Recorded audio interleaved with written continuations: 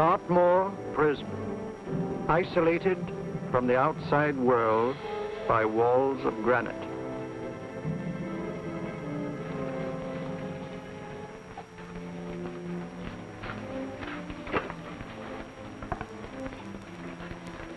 They say you could get out of here by merely telling what you know. You may or may not be another Scotland Yard bloke, but I'll give you the same answer I gave the others. I still have 2 years, 8 months, and 6 days left in which to make musical boxes. That'll be sold at auction for the benefit of this delightful sanctuary. And I intend to serve them.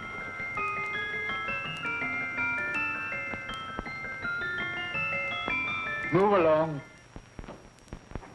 And now we come to the next object on our list, or I should say objects, because there are 3 of them. Now, ladies and gentlemen, these can be bought together or separately. Now, these beautiful little musical boxes only arrived this morning, and I didn't intend to put them on the auction block until later, but I'm going to sell them now. So, good friends, as our old pal Mark Antony used to say, lend me your ears. And what do you hear? Right. The beautiful tinkle tinkle of a musical box. What a lovely trinket. What a beautiful gift. Created and made by loving hands. A thing of beauty and utility. I was going to start with £5. It's a bargain, £5. Do I see any hands? If there's a connoisseur in the house, will go £3 for it. £2. £1. 10 shillings. Thank you, sir. Ladies and gentlemen, 10 shillings is offered for a musical box you couldn't buy anywhere in London for less than £5. It'd be stealing to let it go for 10 shillings. Like taking milk from a baby. All right, we're selling for 10 shillings. 10 shillings, 10 shillings is offered, 10 shillings is offered, 10 shillings is offered. Will anybody give me £1? Bring me £1? Oh, won't someone going to give me £1? £1 is offered, £1 is offered, ladies and gentlemen, £1 is offered. It's against you, sir. Will you go to £2? Will you go to £2, sir? £2. £2 is offered. £2 is offered. Going once. Twice. Third and the last call. Sold to the gentleman for £2. Sorry, my dear. Now, ladies and gentlemen, comes the opportunity to purchase an exact duplicate of the beautiful little musical box just bought by this gentleman for the ridiculous low price of £2. Oh, it's exactly the same. Exactly the same. Made with the same hands. You hear that? Isn't that lovely? That tinkle, tinkle, tinkle, tinkle. Sounds like Bow Bells to me, you know, with little angels pulling on the ropes, eh? Who'll give me £2 for it? Who's starting with £2? Will anybody start with £2? Oh, come, ladies and gentlemen. You know, from your enthusiasm, we might all be in Scotland instead of London. Please buy it for me, Daddy. £2, certainly not. We all might be in Scotland. Besides, I don't like his manner. £1, 10 shillings. £1. £1 is ours. £1 is offered. £1 is offered, going £1. Any advance? Going once, going twice. The third and the last call. Sold to the lady for £1. Smart bidding, my dear. Thank you. We come to the third and last of these beautiful little musical boxes. Exactly the same. Tinkle, tinkle. Isn't that lovely? Ladies and gentlemen, I don't bring you here to gull you and swindle you. This is the exact replica of those 2 I just sold before.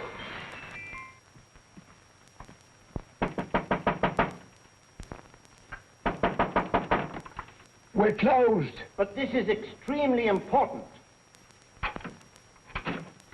Come in, sir, come in. I'm sorry to disturb you, but I was unfortunately delayed from arriving in time to bid on certain articles which I was rather anxious to obtain. Or perhaps they weren't sold, sir. We are carrying several things over. What might the articles be, sir? 3 identical musical boxes, about so large.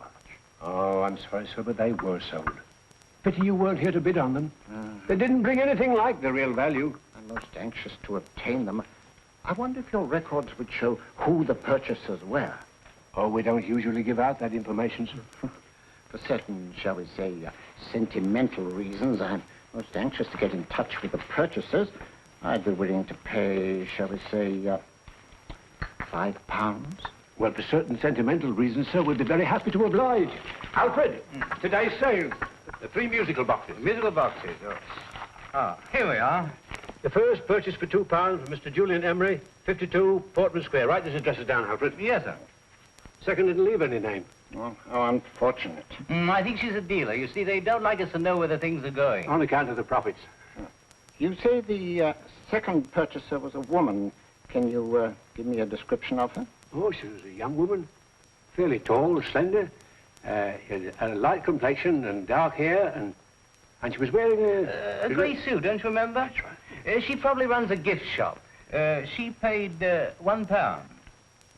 You say she comes here fairly frequently? No, I didn't say so. But she does, sir. Like as not, she'll come in on Thursday. We have sales on Mondays and Thursdays. Oh. And the third box? The third, Mr. William Kilgore, 143B Hampton Way. For 10 shillings. Quite a drop from £2. Mr. Kilgore was a Scotchman. Oh. Thank you. You've been most helpful. Oh, thank you, sir. And any time you're passing, dropping, we always have lovely things for sale. How kind, sir? Thank you. I'll be back Thursday.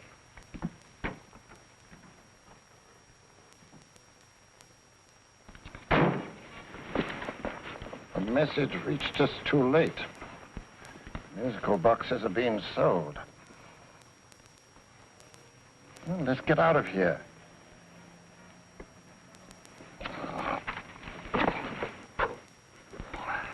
Someday you'll go too far.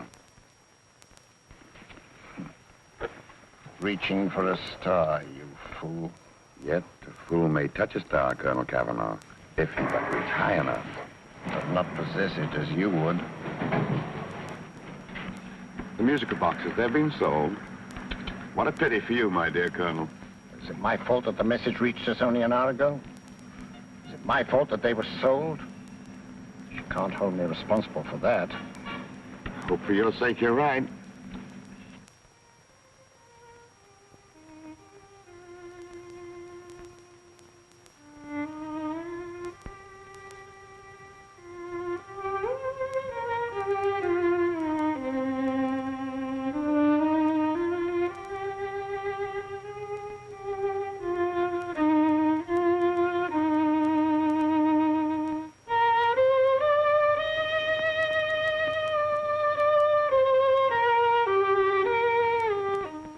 Upon you tonight at 7:45, a gentleman who desires to consult you upon a matter of the very deepest moment.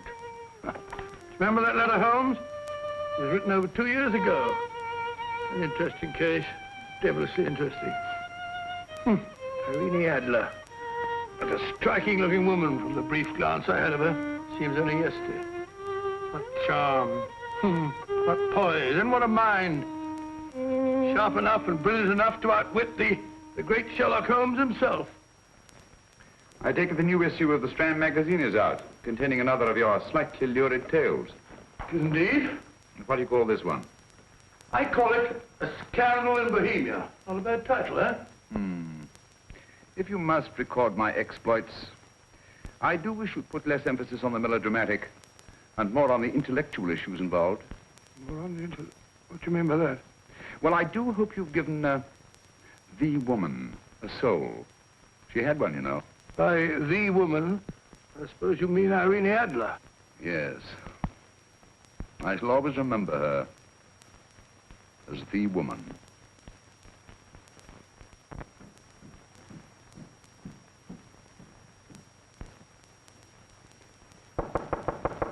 Dorian? I think. That's the old boy. How are you? How are you, old boy? I haven't seen you for years. I want you to meet my old friend Sherlock Holmes. Holmes, this is Stinky. In other words, Julian Emery. How do you do, Mr. Emery? Watson has often spoken of you. Oh, has he? Yes, we were at school together. Yes, more years ago than I care to remember, but you didn't come in here just to remind me of that. No, I just happened to be in the neighborhood and saw your lights burning, so I took the liberty of looking you up. Still writing your mystery stuff? Yes, there's a new one out this week. Good, I never miss them. Oh, good, thanks. I say that bandage makes you look very interesting. Still poking your nose into other people's business as usual? Who hit you? I haven't the foggiest notion. Somebody knocked me on the head in my own living room, and then proceeded to commit the most idiotic burglary you ever heard of.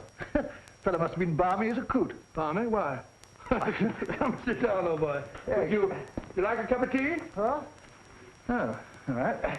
I'll go and tell Mrs. Hudson. Yeah. Why do you say the robbery was idiotic, Mr. Emery?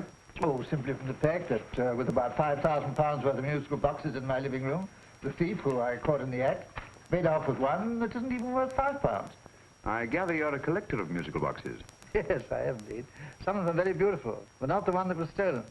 The thief evidently grabbed the first thing that came to his hand when he heard me coming into the room. Still, it's rather odd, isn't it, that having disposed of you, he didn't pick up something more valuable. Mm-hmm. Was there anything unusual about the stolen box? No, nothing at all.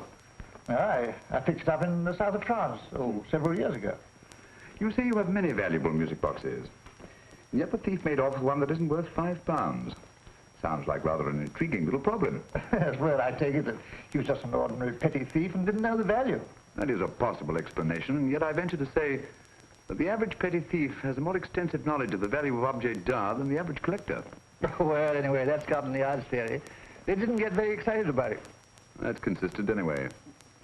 I wonder if I might see your collection, Mr. Emery. Oh, of course you could, yes. Nothing a collector likes more than showing off his trophies. When will it suit you? No time like the present. Good. My place is just round in Portman Square. Shall we? Yes, right.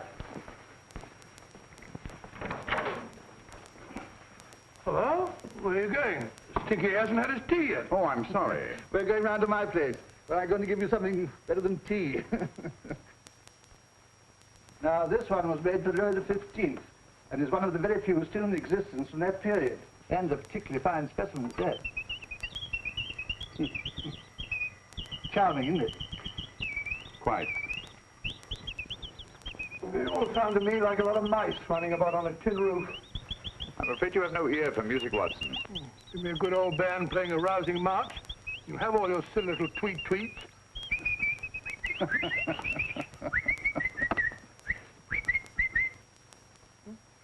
No room. This is me.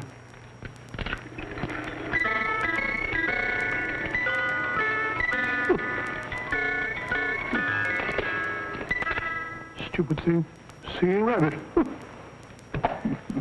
What would you say offhand is the value of a box like that, Mr. Emery? Well, it's hard to say offhand, but I think it would bring about £500 or £600 today. It's the gem of my collection. Yet a thief who steals an oddity like a musical box passes up one worth £500 for one of almost no value at all. Odd. Very odd.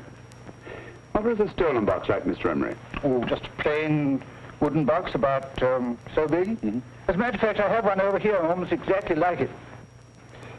I picked this up yesterday at an auction room in Knightsbridge. Paid only £2 for it.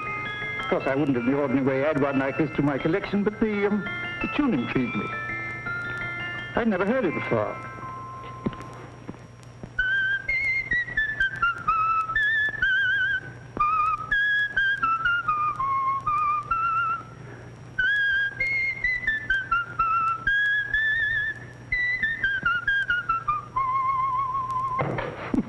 You have a remarkable ear for music, Holmes. Rather an unusual melody. Sit down, Will. Thanks. You say you bought that box at an auction sale yesterday? Yes, the Gaylord auction rooms in Knightsbridge. Mm-hmm. Run by old, what's his name? Crabtree. That's the man. At what time was the robbery committed? Oh, about 3 o'clock this morning. You know, Mr. Emery, that box and the robbery might well be cause and effect, especially since you say that the stolen box outwardly resembles this one a great deal. And Scotland Yard were not particularly interested, eh? Oh, yes, but I wouldn't blame them for that, especially as I told them I was quite unable to describe the thief, except, of course, for the fact that it was definitely a man. All you remember is that you came in here and someone struck you on the head. Yes, and the next thing I knew, my man was trying to revive me. It might be wise for you to put that box away somewhere and lock it up. Oh, I don't think that's necessary. Besides, everything's insured. Well, at least if any further attempts at robbery are made, I'd suggest that you call the police, rather than running into any personal danger. Oh, come, Holmes, aren't you being a bit of an alarmist? Possibly. Well, Mr. Gray, old Stinky. Seems to me you are making rather a mountain out of a molehill. Molehill is the word, old boy, and it's time you were in bed. Thanks so much for letting us see your place. Well, it's been glad meeting you. Holmes, I can't understand why you were so mysterious. Seems to me the petty thief explanation was the only sensible one. Really? I can't see how you can believe it was anything else. I didn't say I believed it to be anything else. The petty thief theory is the obvious one, I grant you. However, it's often a mistake to accept something as true merely because it's obvious. The truth is only arrived at by the painstaking process of eliminating the untrue. We are not able to do that in this case without further data. Rubbish, you're pulling my leg. You're trying to turn a tuppenny halfpenny robbery into an international plot. No, I'm not. I just hope that your friend Stinky is a little more cautious in the future. Just in case.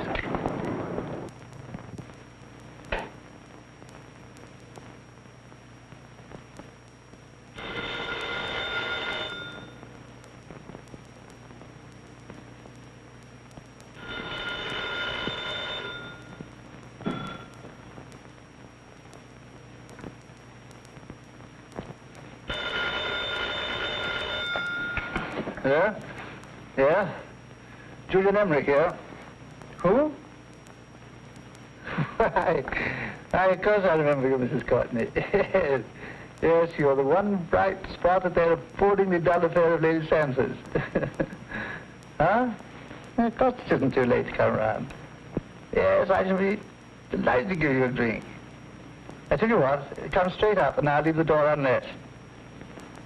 Right, well, 15 minutes? Good. I shall be counting each moment. No, I mean that, really.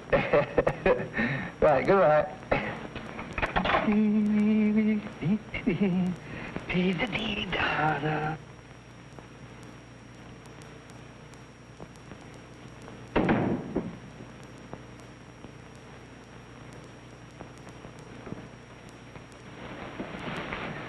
Boo! Oh, you startled me. Did I? Yes.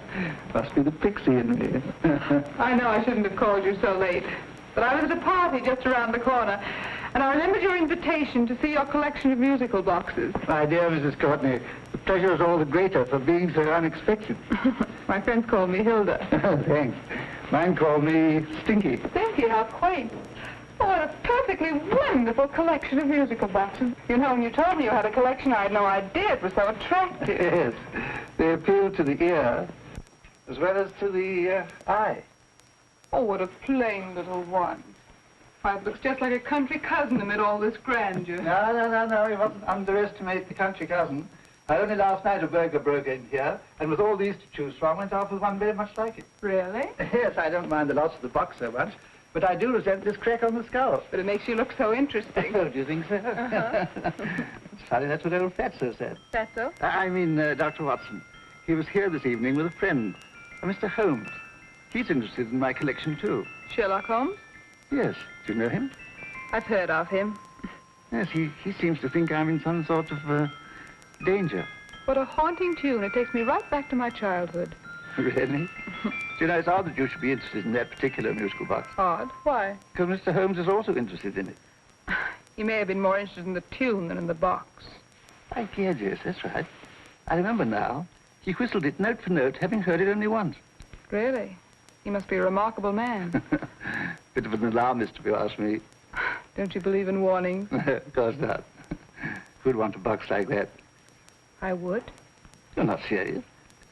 Oh, but I am. Well, you put me in a very awkward position. I'm a collector, you know. And the collector buys but never sells. But if the price were high enough... Price has nothing to do with it. It's the principle of the thing. Yes, well, we haven't had our drink. No, thanks. I must be getting along. Must you really? I'm afraid so. You're not walking out on me, are you? My reputation. Stinky. I say, you know, you are an attractive woman. Thanks.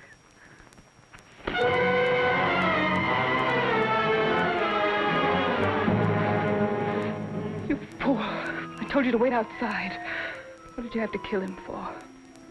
All I had to do was walk out with this. He held you in his arms. Don't touch him. Don't touch anything. Now get out. I'm sorry. You're sorry. What about me? This is murder. What about Scotland Yard? What about Sherlock Holmes? Now get out!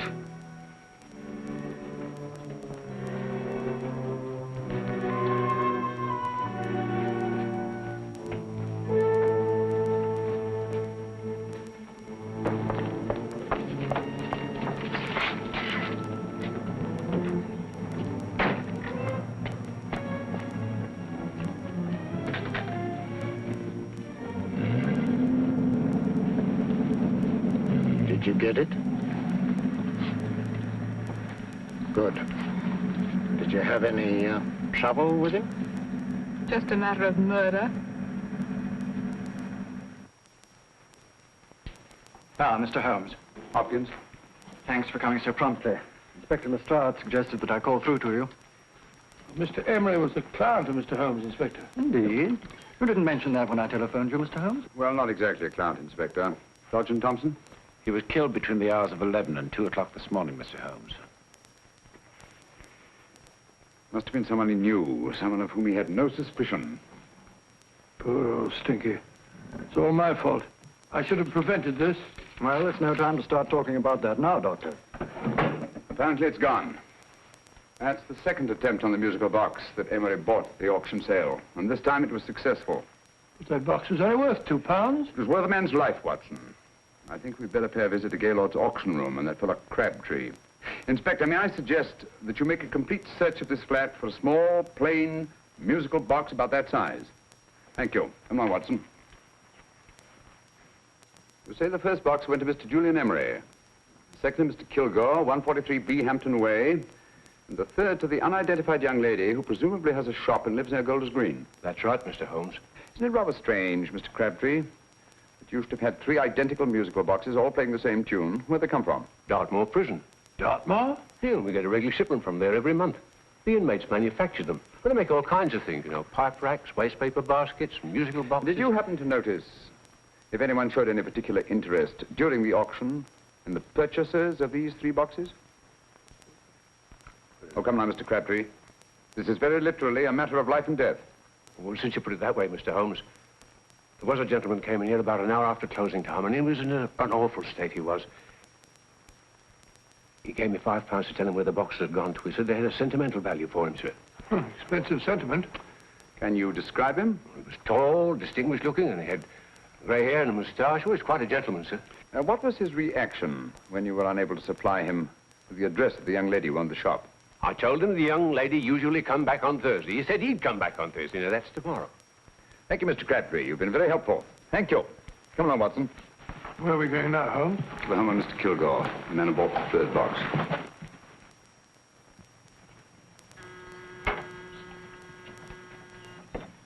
But hang it all, Holmes, how do you know those other 2 musical boxes are of any importance? I don't, but I certainly have no intention of waiting until the owners are murdered to find out. No one at home. I hope that's the explanation. I'll have a look through this window.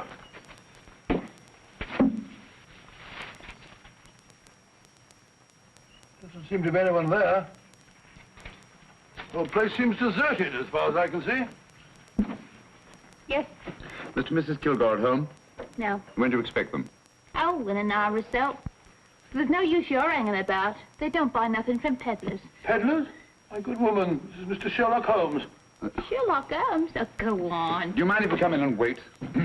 My business is rather urgent. Well, I've got to go out and do my shopping. And I don't know if Mrs. Kilgore'd like any strangers nosing about. Quite all right, I assure you. Well, I've got to be off. It's too late in the parlor. And no smoking either. Mrs. Kilgore says it smells up the house. Funny old girl, Holmes.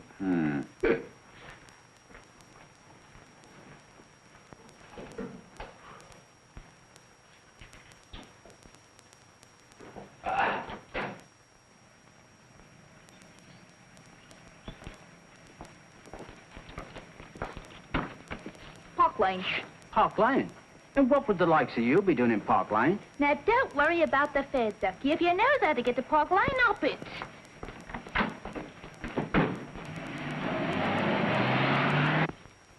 You know, Holmes, I've been thinking. There must have been something hidden in that box of old Stinky's. Stolen jewelry, possibly. What's up, Holmes? Listen. What's just the steam in the water pipes?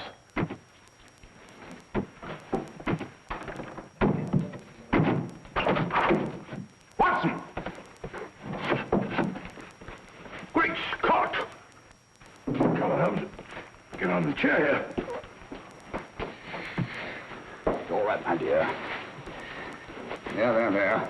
Now, don't worry. It's all over. There you are, dear. Don't cry anymore. She tied me up and shut me in the cupboard. I know. She won't come back. Did you show her your new musical box? Yes, she said she wanted to hear it play, and as soon as I showed it to her, she grabbed hold of me. I know. Now, don't worry. We'll buy you a new musical box. Yes, my dear, the best one in London. Watson. Oh, what a fool I've been. What do you mean, Holmes? She took the musical box out of this house and that market basket, right under our very noses. Why could the Kilgore charwoman want to take the music box? She isn't a Kilgore charwoman. She's a consummate actress. An extremely clever, unscrupulous woman who will stop at nothing. Take care of the child, will you, Wolfella, till our parents get back. Explain everything to them. Of course I will. But, Holmes, where are you going? Somewhere, somehow. I must get to the young lady who bought that third musical box before our opponents find out. I only hope that I won't be too late. Oh, no. No, darling, you mustn't cry anymore. Now, cheer up. Would you like to hear old Uncle make a noise like a duck?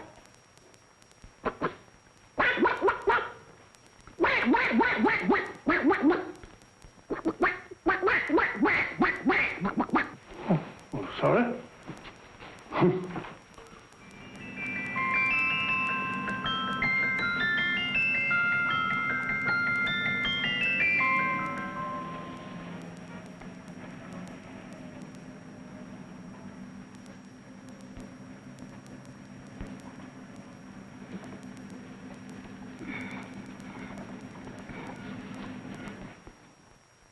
Now, ladies and gentlemen, how much am I offered for this beautiful lace Dresden china figurine?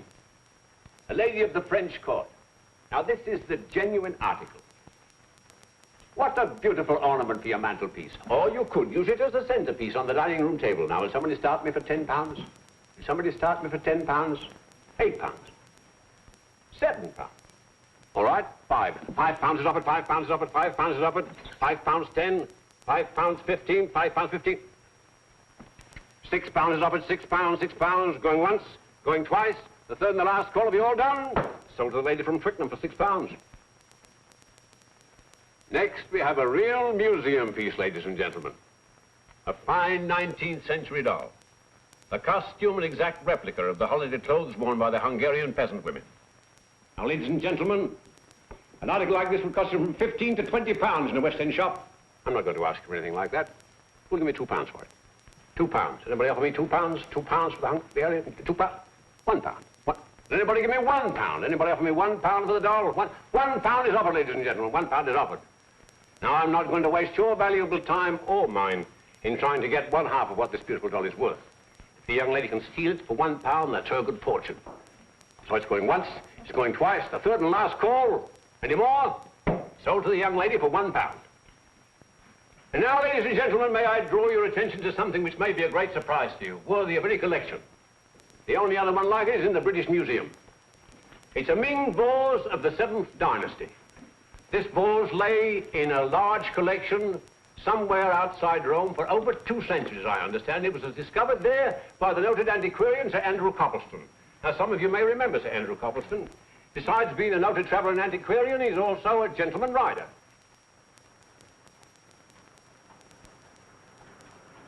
The girl with the parcel in her hands, that's her.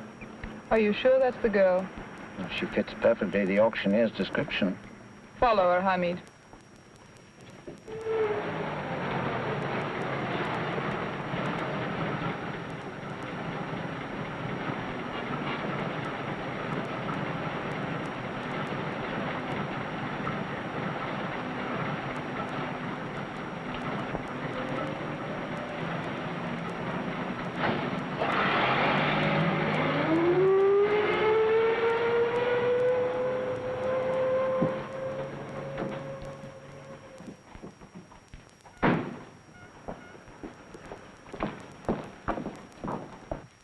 Lovely, dear. And only £1. We can get at least 3 for it. Easily.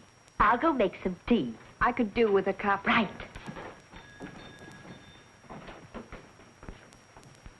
Good afternoon. Good afternoon. I'm looking for a birthday gift for a 7-year-old girl. What would you suggest? We have some lovely dolls.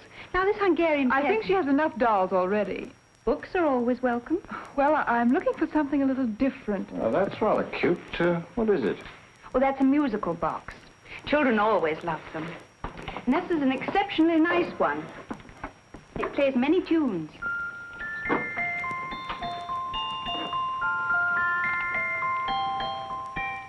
Have you any others? Yes. If you'll just step this way. I have only 2 left.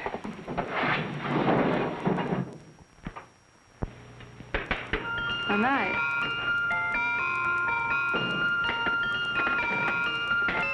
Are you sure this is all you have? I'm sorry. They're rather hard to find, you know. That's our entire allotment. I did have one other, but I sold it earlier this afternoon.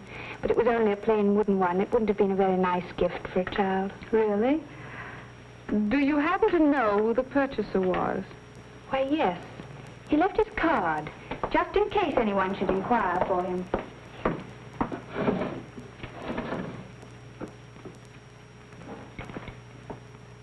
How interesting.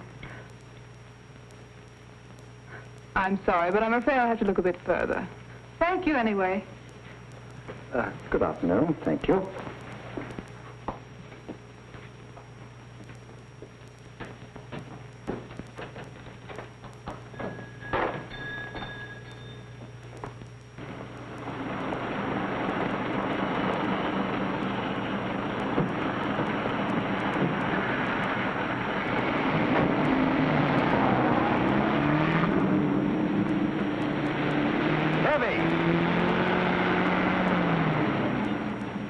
Follow that cab. Here, now, what? Scotland Yard. Hop in.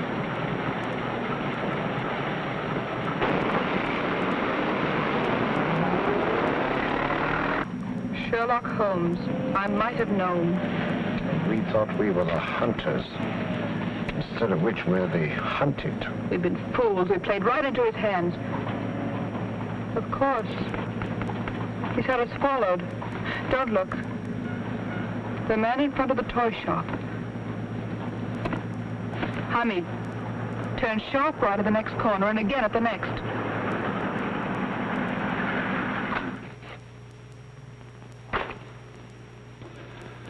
No photograph of her, Commissioner, as I expected.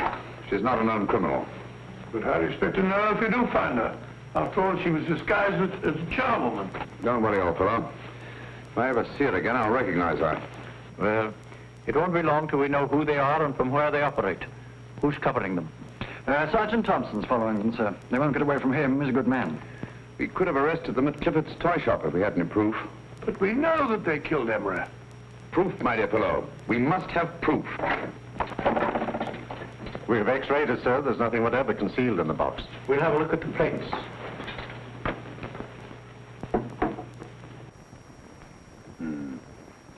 There must be some clue.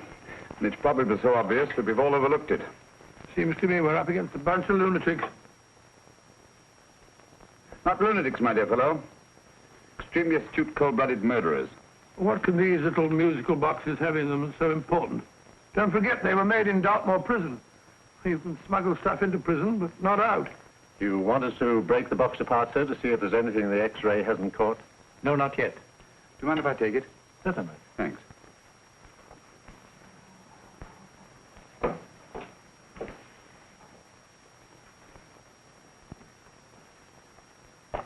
The governor of Dartmoor Prison informed us, sir, in answer to Mr. Holmes' question, that all 3 musical boxes were made by the same convict, John Davidson, serving a 7-year term, sir. Davidson? The Bank of England plate. That'll be all. Yes, sir. Now we're getting somewhere. Wait a minute. How did you know about the plates, Mr. Holmes? I'm a student of crime, Inspector. I make it my business to know about such things. And when the name of Davidson was mentioned... Well, who is this fellow Davidson? As long as Mr. Holmes seems to know all about it already, I suppose there's no harm in telling you. 2 years ago in London, there occurred a robbery of such tremendous importance, although the stolen articles themselves have no intrinsic value whatsoever, that the Home Secretary was instrumental in seeing that not a word of it appeared in any newspaper. But you never told me anything about this, Holmes. You were away at the time. Articles of no intrinsic value and yet of such importance? I don't understand. Davidson was apprehended within 15 minutes of committing the theft. But by that time, He'd hidden the articles in question, and they've yet to be found. Before going further, Dr. Watson, I must inform you that this matter's not to be mentioned outside of this room. Of course not. Do I look like a man who'd gossip? Let's not go into that now, old fellow, shall we? Davidson had been employed for years in a position of extreme trust by the engravings department of the Bank of England. The articles he stole were nothing less than a complete duplicate set of plates for printing £5 notes. What? The Bank of England's own plates? Precisely. And with those plates, a gang of crooks could flood England with £5 notes, not forged in the usual sense of the word, but notes undetectable from genuine Bank of England notes in any way whatsoever. Good heavens. Any whisper at all might have resulted in enormous damage in shaking public confidence in the Treasury. We tried everything after we arrested Davidson. Offered him a shorter sentence if he'd tell us where he'd hidden the plates. Why, we even put in Scotland Yard men with him as cellmates, but no result. Obviously, Davidson is a man of strong character and infinite patience. Yet suddenly he feels impelled to smuggle out the secret of the hiding place of the plates to his confederates. Why? I don't understand, Mr. Holmes. Well, for example, has the Bank of England made any plans to radically change the design of the £5 note so that in, say, 7 years from now, notes made from the stolen plates would be worthless? Confidentially, Mr. Holmes, such a move was discussed. But replacing all the £5 notes in circulation would be such a Herculean task that nothing's been done about it as yet. I see. Of course, there is another possible explanation. Davidson didn't have much time to find a hiding place before he was captured. He may be afraid that the plates will be accidentally discovered before he's released. Hence his anxiety to communicate their whereabouts to his confederates as soon as possible.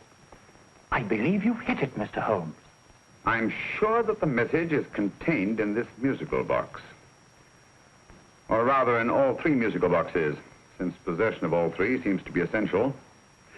Our opponents have 2/3 of the puzzle, we have 1/3. Well, what are you going to do, Holmes? Try to deduce the message from the 1/3 that we have.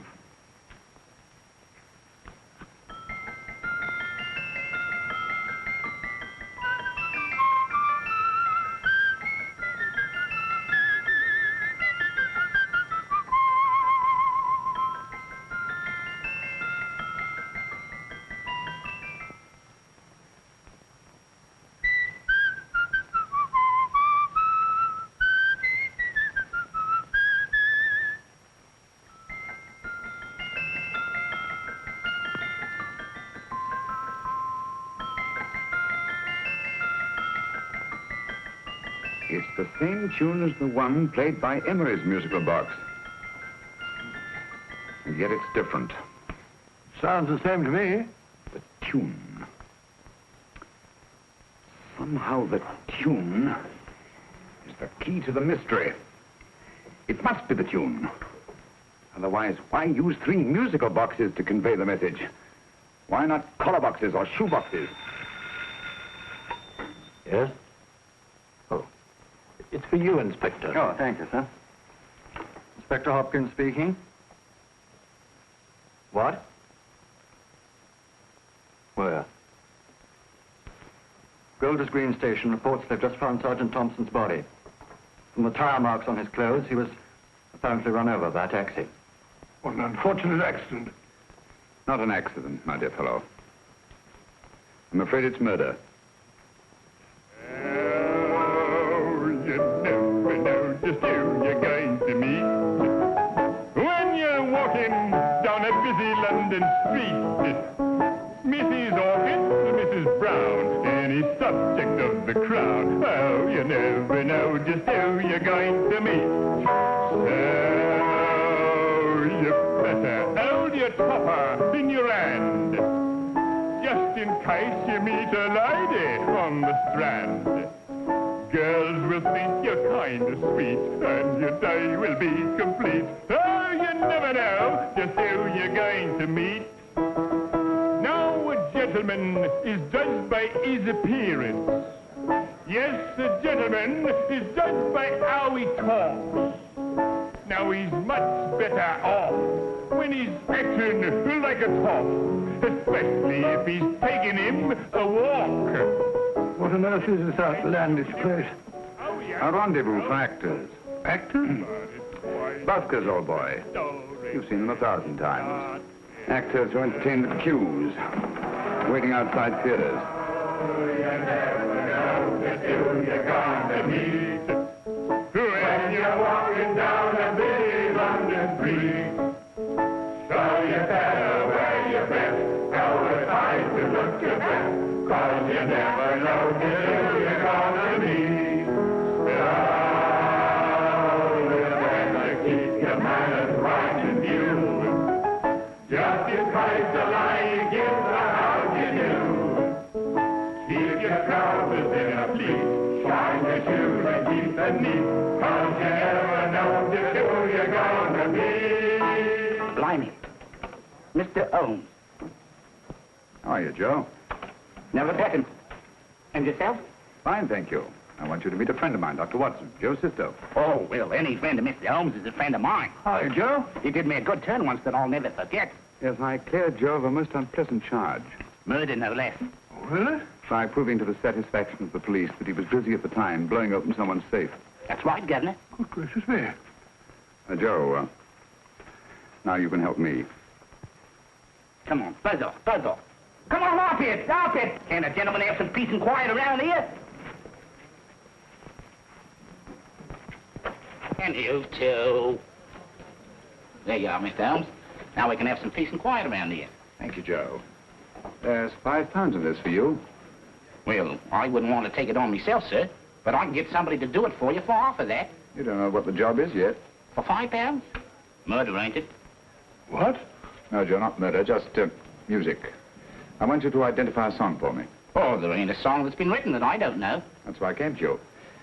Of course, the violin is more my instrument, but, oh, well, here we go. Now listen to this, Joe.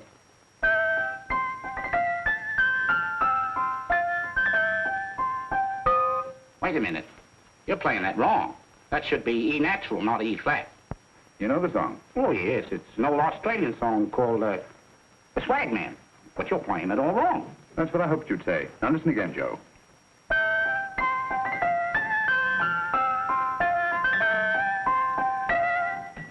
That's the same tune, all right. But you're making different mistakes than you did the first time. No, not mistakes, Joe. Call them variations. Here, play the song for me, will you, the way it's written.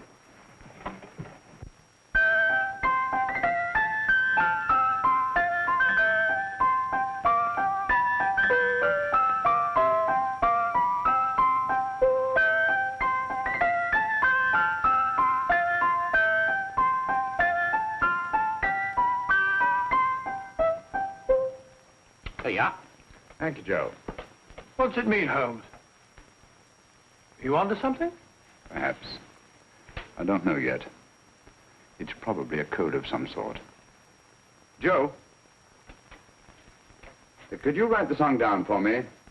The way it was originally written? Oh, sure, Mr. Holmes. But it'll take a few minutes. Mm-hmm. Here, Mabel. Pale ale. Come on, off to it. Along with it.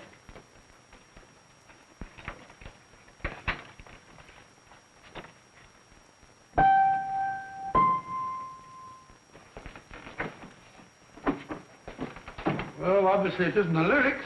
No combination of those words made any sense at all. The variations in the way Emery's musical box played the tune are different from the variations in the one we have. You sure? Quite. You see, I took the trouble to memorize the tune as played by Emery's box that night we were with him in his flat. Holmes, you amaze me. Elementary, my dear fellow. One of the first principles in solving crime is never to disregard anything, no matter how trivial. Why are there 3 boxes? Why not 1? Because the message was obviously too long to be conveyed by any one variation. Then there's the 3rd box, the one that woman took from the Kilgores. That contains yet another set of variations. Yes, well, it's all beyond me. Well, all we have to do now is to find the secret of the variations. Not a very easy problem to solve, my dear fellow.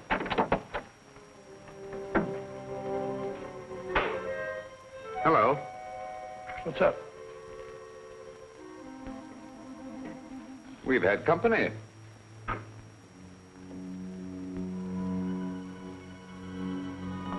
say, this is outrageous. Ask Mrs. Hudson to come in here, will you? Right.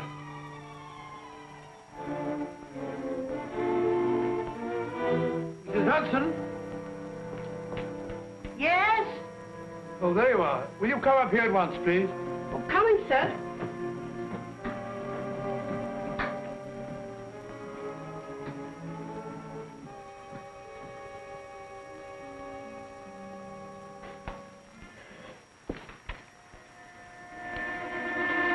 Mercy me, Mr. Holmes.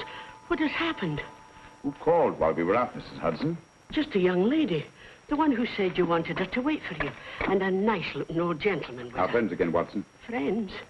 What did the young lady look like? Oh, I couldn't see her face. She had a heavy black veil on. But she had such a nice way with her. Oh, I'm sorry, Mr. Holmes, if I've done anything wrong. But you did say I should always let clients come in and wait for you. Don't worry, Mrs. Hudson, don't worry. You had no way of knowing. It's quite all right, quite all right. Now, don't worry, Mrs. Hudson. Don't worry. Where on earth's the musical box? They didn't get it. Didn't get it? Where is it? It's in your hand. Huh? In that biscuit jar. Take the biscuits off the top. Now put your hand inside, and you'll find the music box. Well done, Holmes. Well done. Amazing.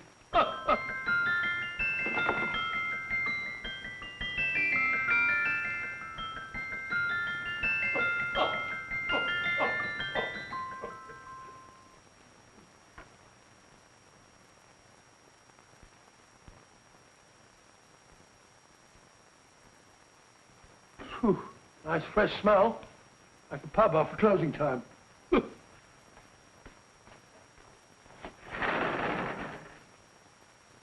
I say, Holmes. What? It's morning. Allow me to congratulate you on a brilliant bit of deduction.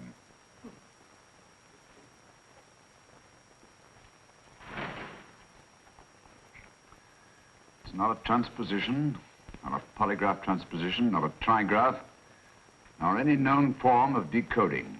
How about the Morse code? Have you tried that? Yes, at about 3 o'clock this morning. I'm sorry, old man. I was only trying to help.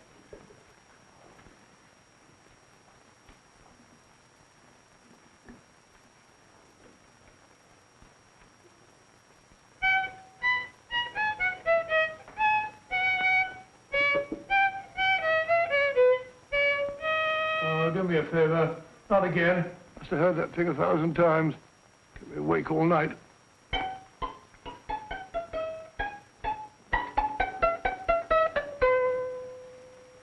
Not a very distinguished composition, I grant you. You know perfectly well I don't know one tune from the other. When I was a kid, my people tried to have me taught the piano. I've always felt sorry for that old teacher of mine. The poor old girl finally reached the point of numbering the keys for me. 1, 2, 3, 4. Even then, I never progressed beyond... Numbering the keys, Watson. The 19th key of the keyboard is the 19th letter of the alphabet. S. Here. Write it down when I give it to you, old fellow, will you? First altered note. Write S first. Now, the 8th key is H. The 5th key, E. The 12th key, L. The 6th key, F. S-H-E-L-F. Shelf. Your piano lessons were not in vain, old fellow. You've solved it. Thank you. Thanks, old bean. Oh, Liz. We now have 2/3 of the message. Behind books, third shelf, secretary, Dr. S. Presumably, these are the first and second portions of the message. And this gang has the first and third parts of it. Precisely. Then it's a stalemate? Yes, Commissioner, but we can't leave it like that. There's no doubt in my mind that they'll try to secure our third of the message that's missing. Well, I assume you've taken every precaution to guard the Clifford music box. Oh, yes, it's carefully hidden at Baker Street with Dr. Watson on guard. However, I'm reasonably certain that, difficult as it may be, we can find the plates even without the missing part of the message. Behind books, third shelf, secretary, Dr. S. Well, outside of the fact that Davidson hid the Bank of England plate somewhere in London, Mr. Holmes, I don't see that we've progressed at all. Allow me to point out to you, sir, the key words, Dr. S. It looks as if the plates were hidden in the house of the doctor. Whether S stands for his first or last initial remains to be determined by a process of elimination. Well, there must be 10,000 doctors in London with S for a first or last initial. Precisely. And every one of them will have to be questioned in person. That's why I say this is a task for Scotland Yard. It's a task, all right. But Scotland Yard has searched worse haystacks and found the needle. Well, for the time being, I'll leave the matter in your hands, gentlemen. We'll call you if and when we get a lead on our mysterious Dr. S. In the meantime, I intend to follow up a little clue concerning a cigarette.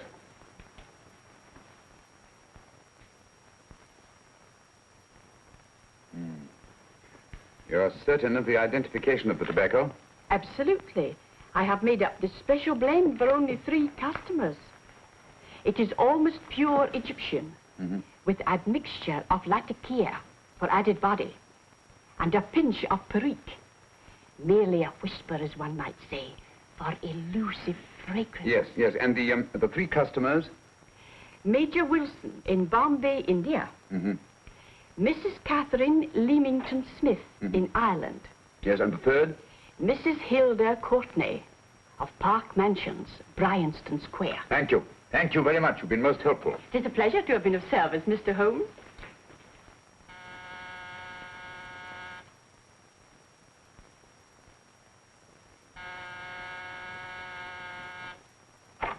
Yes? Mrs. Courtney? Yes. My name is Sherlock Holmes. Oh, do come in. Thank you. I've heard of you, of course, Mr. Holmes. I believe we have a mutual friend in Sir Edward Brookdale.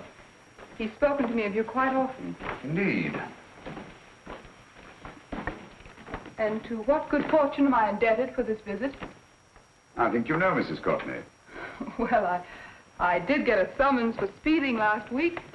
But outside of that, I don't think I'm of any interest to the police. Oh, come now, Mrs. Courtney. You seem to forget that you and I have met before. I'm sorry. I'm sure I would have remembered meeting the great Sherlock Holmes. Please sit down. Thank you. You say we met before. Yes. At the home of Mr. and Mrs. Kilgore, 143B Hampton Road. Kilgore? I don't think I know anyone of that name. Well, I didn't say you knew them. As a matter of fact, you called on them when they were out. I don't understand, Mr. Holmes. Really? And you were dressed rather differently.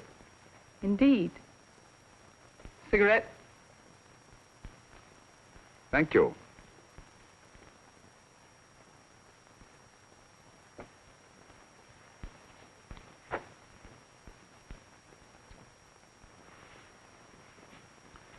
Thank you. You know, Mrs. Courtney, people generally forget, in assuming a disguise, that the shape of the ear is an almost infallible means of recognition and identification to the trained eye. Evidently, you've mistaken me for someone else. Oh, no, not at all. Though naturally, I expected your denial. But when you paid your visit to my rooms at Baker Street, you carelessly left behind another identification. They're, identical, aren't they? Yes, I must admit they are. You see, Mr. Holmes, to catch one as clever as you, I had to use a very special lure. I knew you'd be unable to resist the bait of my cigarette, having read with great interest your monograph on the ashes of 140 different varieties of tobacco. I should advise you not to move, Mr. Holmes. I must congratulate you on your ingenuity, Mrs. Courtney. It was indeed a brilliantly designed trap. Thank you, Mr. Holmes. Praise from a master is indeed gratifying. I shall always cherish the memory of your flattering words. Memory? Precisely. I'm afraid these gentlemen have a most regrettable task to perform. Unless, of course, you care to turn over the missing musical box with your pledge to take no action against us in the future. I'm afraid that will be impossible. I thought that would be your answer. Hamid! Careful! Careful. There's no need to be unnecessarily rough with our distinguished guests. You realize, Mr. Holmes, that your demise will not take place here. The corpus delicti, you know. Well, naturally. Shall we go? It's so fearfully awkward having a dead body lying about. Don't you agree, Mr. Holmes? Another dead body shouldn't weigh too heavily on your conscience, Mrs. Courtney.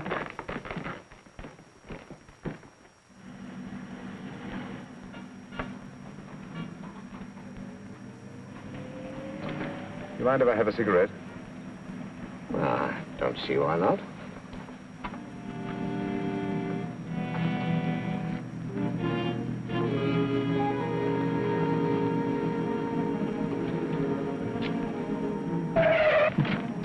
Be careful, Hamid.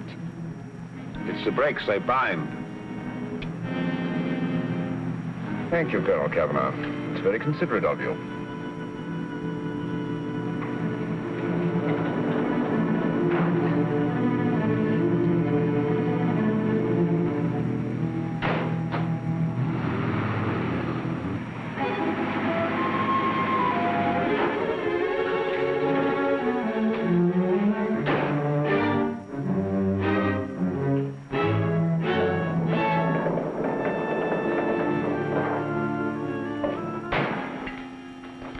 You'll be happy to know, Mr. Holmes, that your death will be a painless one.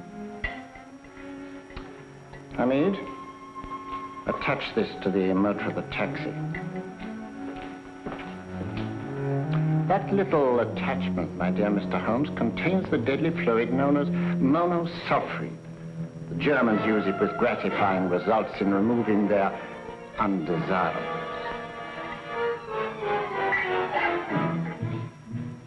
Start the motor.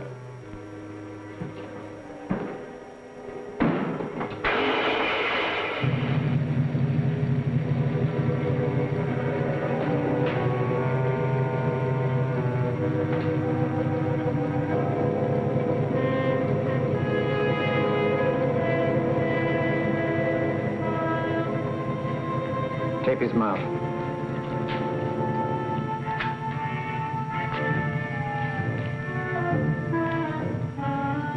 Now, up with him, Hamid.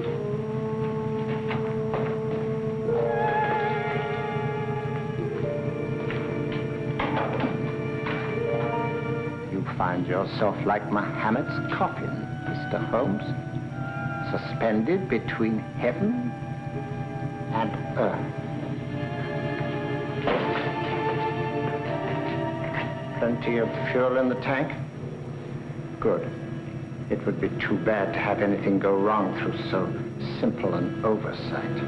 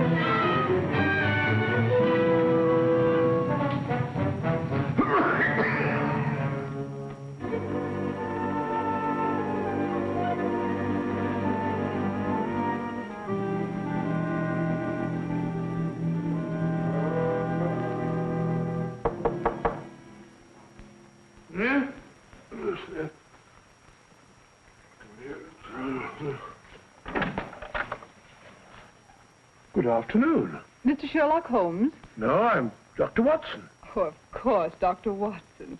How stupid of me. Oh, so stupid of me. Won't you come in? Well, I really came to see Mr. Holmes. Oh, I'm afraid he's out. I don't know when he'll be back. Perhaps there's something I can do. Won't you sit down? Thank you. You know, Sherlock Holmes and I have been engaged on a great many cases. Oh, really? Yes, indeed. As a matter of fact, this very moment, we're involved in one of the most baffling... Oh, well, won't you tell me your trouble? I may be able to help you. That's very kind of you, Dr. Watson. Perhaps if I wouldn't be imposing too much. Imposing? Oh, there's no imposition at all. A pleasure, I assure you. Now, tell me all about it, Miss Williams. Mrs. Williams. I live in Surrey, Dr. Watson, and I've come up to London in sheer desperation. My only sister has disappeared, and the local police seem utterly unable to find her. Well, Holmes and I solved a case exactly like that once. Very interesting as far as I remember. I call it the adventure of the solitary cyclist. Oh, sorry. Now I come to think of it, it wasn't so very similar. Entirely different. I don't think what I was saying. Where were we? She's only 17, Dr. Watson, and until she disappeared last Thursday, she seemed to be in the best of spirits. Well, possibly a romantic entanglement? Oh, no, nothing of the sort. She left no note, didn't even pack a bag, no explanation. She just started to walk to the village from our house in broad daylight and simply vanished from the face of the earth. Oh, there. Might I have a glass of water? Glass of water. Have one in 1 minute.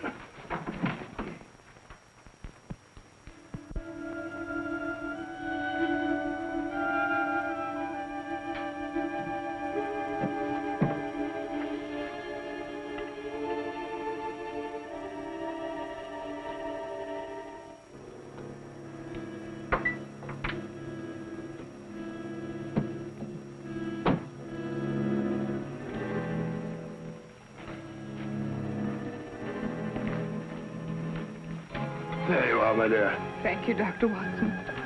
No, you're not to cry anymore. You must pull yourself together. Oh, I feel much better already knowing that you're going to help me. Oh, Dr. Watson, look! Good heavens!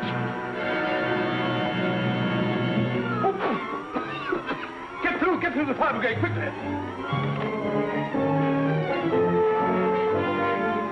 Haven't you a fire extinguisher? By Jove, we have in the kitchen.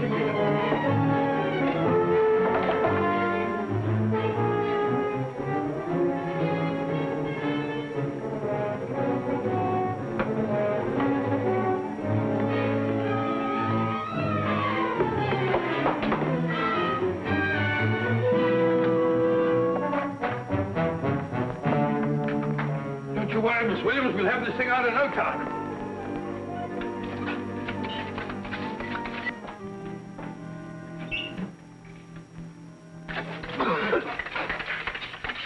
That's got it.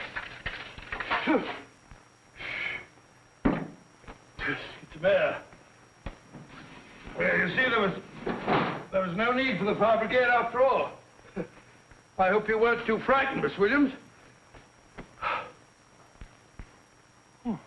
Gone. That's the trouble with them. They always lose their heads in an emergency. Well...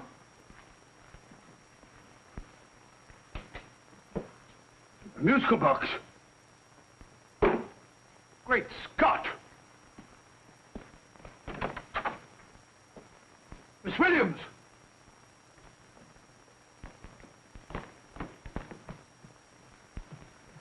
Well? Good. And Holmes? By now, Mr. Holmes has no doubt exchanged his violin for a harp. Always assuming that heaven is his destination. And now that we have the missing musical box...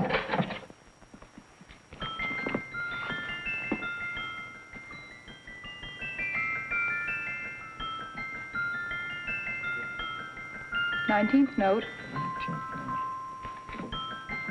19th letter." Yes. He hasn't been there, you say? Holmes, where on earth have you been? I've been trying to get you at the club, at Scotland Yard, all over London. You're looking for me in the wrong places.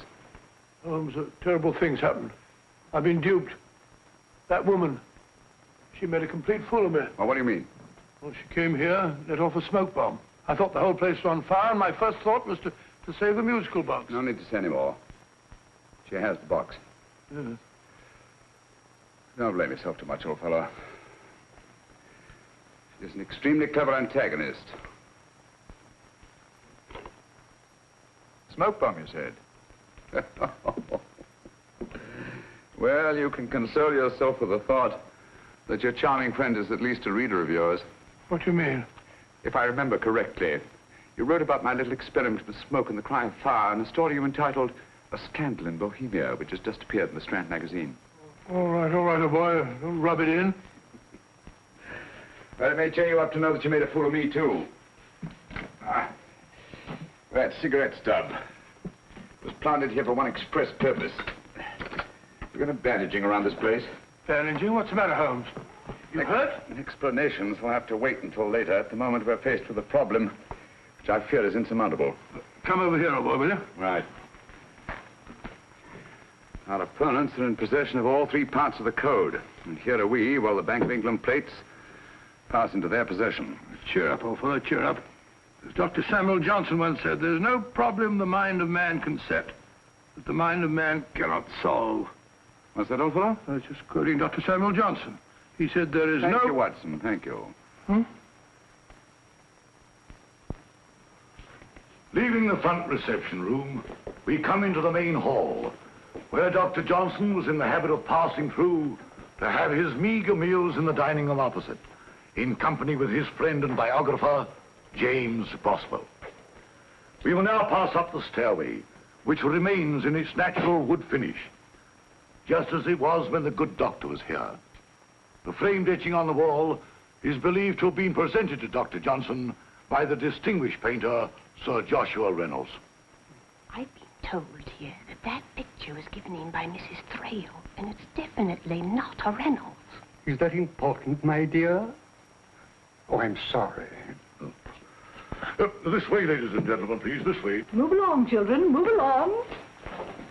The secretary's not on this floor. Patience, Hamid. I've a feeling My that... dear Colonel, with Sherlock Holmes out of the way, what could go wrong?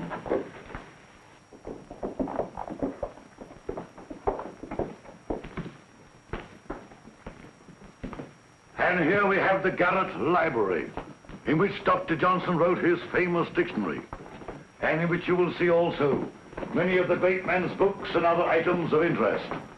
Step forward, ladies and gentlemen, please, step forward. Standing in the corner is the secretary, which contains many of the original works by the literary genius.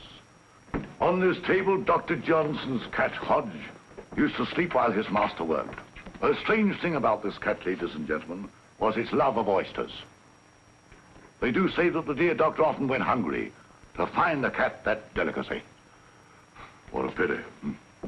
Now we will visit the grey room, which is immediately below us, in which you will see the very bed in which Dr. Johnson died. What did he die of? Gout. Just gout. This way, ladies and gentlemen. Mind the steps, please.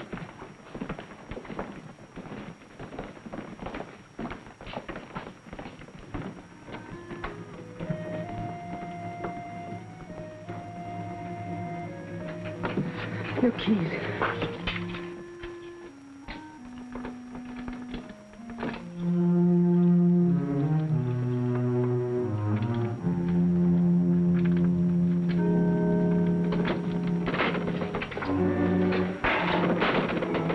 Third shelf up.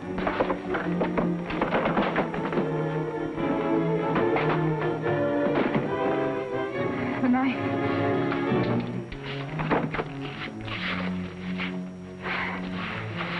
Gentlemen, the Bank of England plates. Well, Mrs. Courtney, so we meet again. No, I shouldn't do that if I were you, Colonel Cavanaugh. I must congratulate you, Mr. Holmes. You're far more clever than I thought. Thank you, Mrs. Courtney.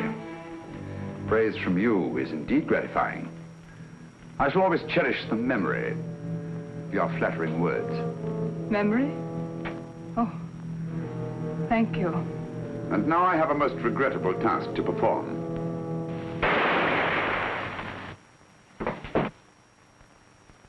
Holmes! Coming, Holmes! Holmes! You all right? Perfectly, thank you, old fellow, but I think this gentleman on the floor requires some medical attention. We must see that he looks his best, you know, when he's hanged. Take them in charge.